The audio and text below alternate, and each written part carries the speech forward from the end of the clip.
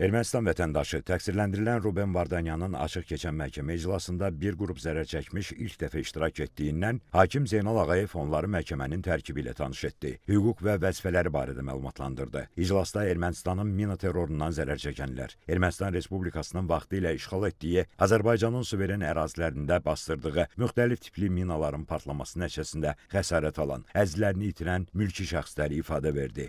Zərər çəkən Həsənəli Əliyev dedi ki, Tərtər rayonunun Qızıloba kəndində yaşayır. Kənd əhalisi mütəmadi olaraq rayon ərazisindəki otlaq sahəsində malqarı otarır. 2024-cü il fevralın 4-də həyətyanı sahədə heyvan otaran zaman Ermənistan hərbçilərinin bastırdığı minanın partlaması nəticəsində müxtəlif xəsarətlər alıb və sol ayağının topuqdan aşağı hissəsi amputasiya olunub. Zərər çəkmiş şəxs dedi ki, Azərbaycan Respublikasının Mina Təmizləmə Agentliyinin verdiyi rəyə əsasən partlayan mina Ermənistan istehsalı olub. Zərər çəkmiş şəxs Akif Hüseynov isə Ağdam rayonunun işğaldan azad edilmiş ərazisində Novruz adətlərini icra edən zaman ailə üzvləri ilə birlikdə piyada əleyhinə minaya düşərək müxtəlif dərəcəli bədən xəsarətləri alıb. Dövlət ittihamçısı Fuad Musayevin suallarına cavabında zərər çəkmiş şəxs dedi ki, hadisə nəticəsində iki oğlu Razi Hüseynov və Bayram Hüseynov aldığı çoxsaylı bədən xəsarətlərindən həlak olub. Digər oğlu Anar Hüseynov və nəvəsi yaralanıb. Zərər çəkənin oğlu Anar Hüseynov isə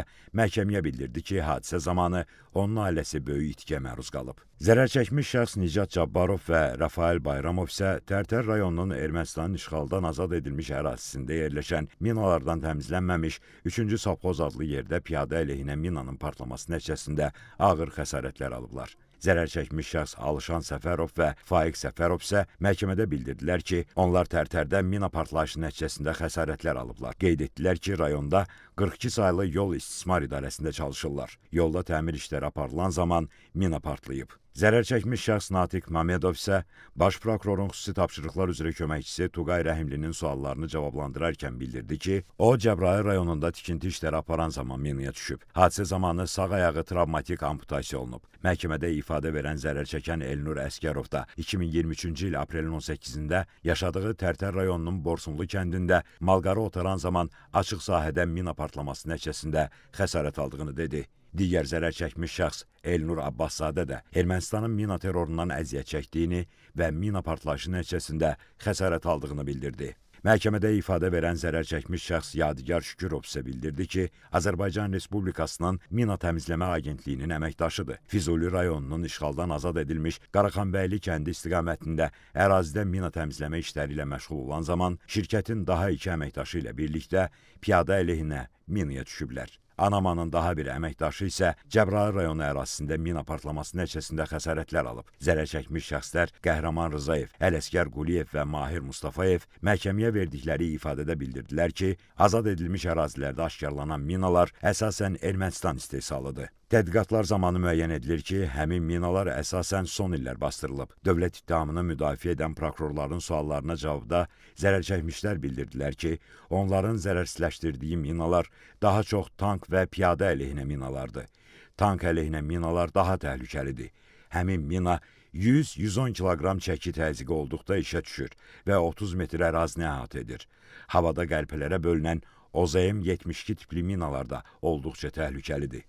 Zərər çəkmiş şəxs Anamanın daha bir əməkdaşı Nəcməddin Hüseynov isə işğaldan azad edilmiş Qubadlı rayonu ərazisində xidməti vəzifəsini yerinə yetirərkən piyada əleyhinə mina partlayışı zamanı başından xəsarət aldığını dedi. Məhkəmədə ifadə verən zərər çəkmiş şəxslər Vüsal Quliyev, İlknur Əliyev, Samir Gözəlov, Əli Şükürov, Fərid Cəbrayıllı, Telman Zeynalov, Bəhruz Nəsirov, Bəhruz Abdulov, Ramin Babayev də mina partlayışı nəticəsində xəsarət aldıqlarını dedilər. Zərər çəkmiş şəxs İlham Salmanov da Füzuli rayonunun işğaldan azad edilmiş Aşağı Seyid Əhmədli kəndi ərazisində piyada əleyhinə minaya düşməsi nəticəsində müxtəlif dərəcəli bədən xəsarətləri aldığını qeyd etdi. Məhkəmədə ifadə verən zərər çəkmiş şəxs Hikmət Abdullayev isə hərbi xidmətini yerinə yetirərkən yaralandığını dedi. O, dövlət ittihamçısı Vüsal Abdullayevin suallarına cavab olaraq bildirdi ki, Vətən müharibəsindən sonra Ermənistan ordusunun qalıqları və qeyri-qanuni erməni silahlı dəstələri mütəmadi olaraq işğaldan azad edilmiş Azərbaycanın suveren ərazilərinə müxtəlif tipli iri çaplı silahlardan atəş açaraq təxribatlar törədib. Azərbaycan ordusu isə təxribatların qarşısını alaraq düşmənin planlarını darmadağın edib. Qeyd edək ki, məhkəmə prosesində Ermənistan dövlətinin onun dövlət qurumlarının vəzifəli şəxslərinin, hərbi qüvvələrinin və qanunsuz silahlı birləşmələrin bilavasitə rəhbərliyi və iştirakı, şifahi yazılı qaydada verdiyi tapşırıq, göstəriş və təlimatları, maddi, texniki, şəxsi heyətlə verdiyi dəstəyi, mərkəzi qaydada idarəçiliyi əsasında, eləcə də ciddi nəzarəti altında Azərbaycan ərazisində daxili və beynəlxalq hüquq normalarına zidd şəkildə Azərbaycana hərbi təcavüz etmək məqsədi ilə yaradılmış, Ermənistan dövləti tərəfindən aparılan təcavüzkar müharibənin gedişində çoxsaylı cinayət faktları törətmiş, cinayətkar birliyə təqsirləndirilən Ruben Vardanyan da qoşulduqdan sonra